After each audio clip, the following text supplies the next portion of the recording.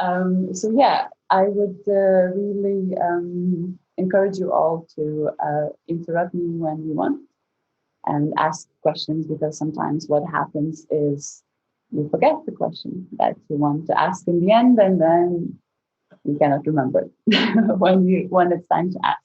So whenever the question arises, please come in.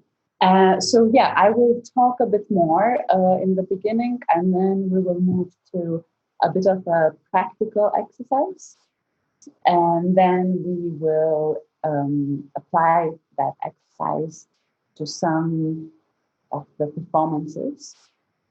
Yes, and then we'll see how it goes. So yeah, hello. First of all, I am Zivile. So yeah, I've been quite connected with Hal for some time already. I guess since 2012, approximately. So it's almost 10 years, funnily.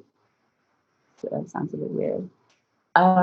Yeah, so I've been studying their drama and theater practice, and to cut everything short, I've always been drawn to the movement side of theater, of dance, or actually more performative, like performance art.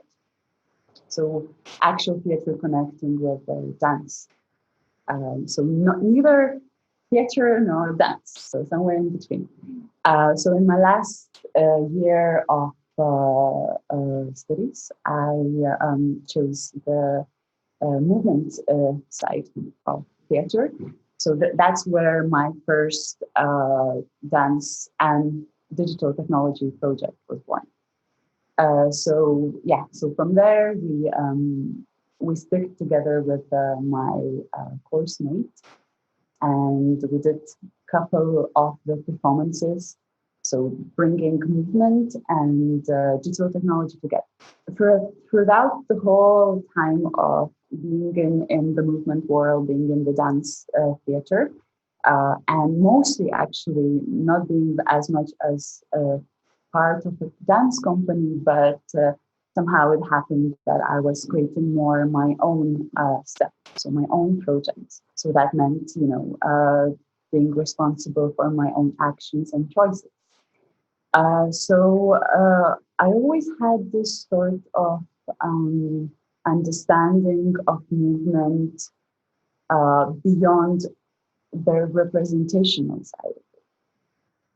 Because nowadays we have two sides of dance and dance theater. So one is more, externally beautiful.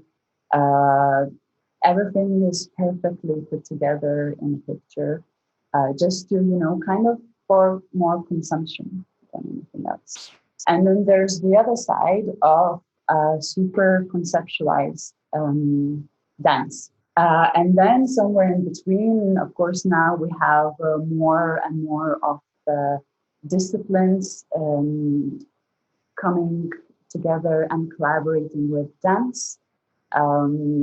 So all those, actually the dance has this capability of, combining many disciplines, like art disciplines, music, or this kind of new thing, the digital technology thing in theater, which is becoming a thing itself. Yes, so the dance has the capability of mixing and matching, making this kind of transdisciplinary approach to it. So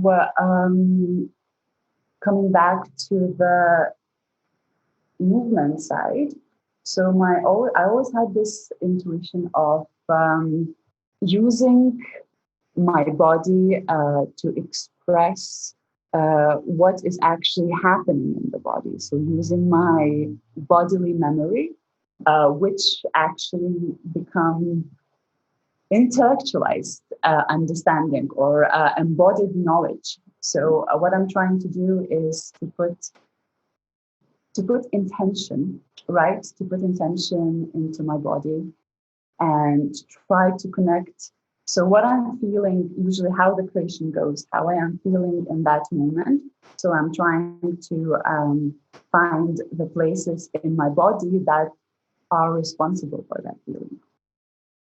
I don't know if it makes any sense, but so first I am feeling what my body feels in the moment, and whatever sensation comes out of it is an embodied kind of emotion. So this is one way of using the body, and the body's memory to create.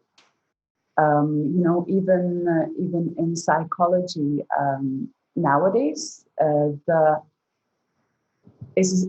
mind and the body is not separated. So the practitioners and therapists invite people to kind of step out of that duality of understanding mind and body separate, and actually the body is the one that contains the memory and all these things we lived through without us actually understanding it's still there. So it's like a USB that collects things and places them, and actually can access it quite nicely.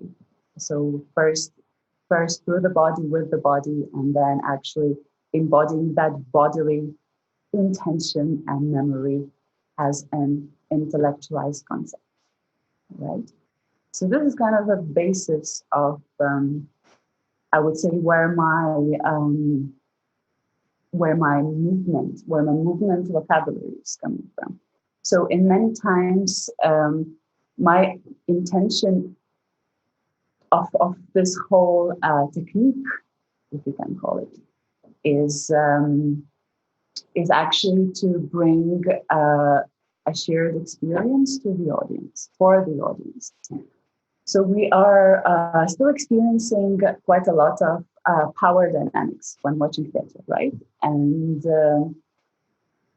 so usually we see something, what is happening on stage, and we are the audience watching it. And there's something that is even, physically put together slightly higher, and we are lower. So this is kind of like sometimes we feel that we have no ability or right to say much about the performance, because even if the performance is not always that good, we feel that it probably is. Because someone who's on stage understands what is he or she doing. So we have this universal experience usually, which is kind of underlying in all of us, I believe.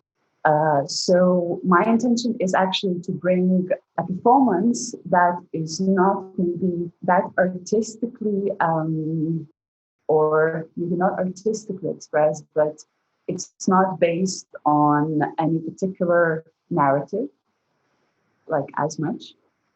So I want to bring this presence to the audience. So this presence and the memories of my body and how I embody those memories are actually, even though they are rehearsed at some point, a little bit, but what I bring on the stage is actually those bodily memories put again through my body to be expressed in the moment. So the intention is, to for the audience to kinesthetically embody my movement as well. So and live it through their own bodies and feel those emotions that come through their bodies by, empathically connecting with me through through my own expressed presence, if that makes any sense. So I want to have this shared experience rather than, me putting something out for them to consume only. But I want for them also to be some kind of a transformation experience. So yeah, shortly, but I see there are questions. Okay, so from Michelle, she's asking, are you telling yourself a preordained story in your head, or is it spontaneous? So it's a physical reaction from the audience rather than a cerebral one only. I'm not sure what do you exactly mean by preordained story. You mean something that is some kind of narrative I'm going through in my head in the moment? But maybe it will. Yes, that's right. Yeah. Yes. So if Yes. I'm telling the story in my head, that is, Yes. well, I wouldn't say so. It's more like I have some kind of chunks of parts of the performance in my head, and I know what kind of sensations and that what kind of feelings they are bringing to me. So the memory of those sensations and the feelings in the story, but it's not really a story. It's more like the space, the surroundings of it, what kind of energy it brings to me. So it's more about the sense story rather than a narrative. Story as a narrative, if that makes sense. There's a Okay. lot of mystery that goes on with dance. It's a lot of mystery. A lot of mystery. In what sense? We're not speaking, and Yeah, we're so used to communicating with voice. So communicating with the body from the start off point is alien, absolutely. Yes. which makes it intriguing. Yes, yes. Yes, because I think the access to this knowledge of communicating through the body, it's still very, it's not that widely accepted. So again, it comes to the same separation of the mind and the body, and that only the mind we can trust, and that only the perception that comes from the mind and the mind that intellectualize are the one that we should believe. And those embodied things that comes from our body, it's a bit it is a bit alienating, absolutely.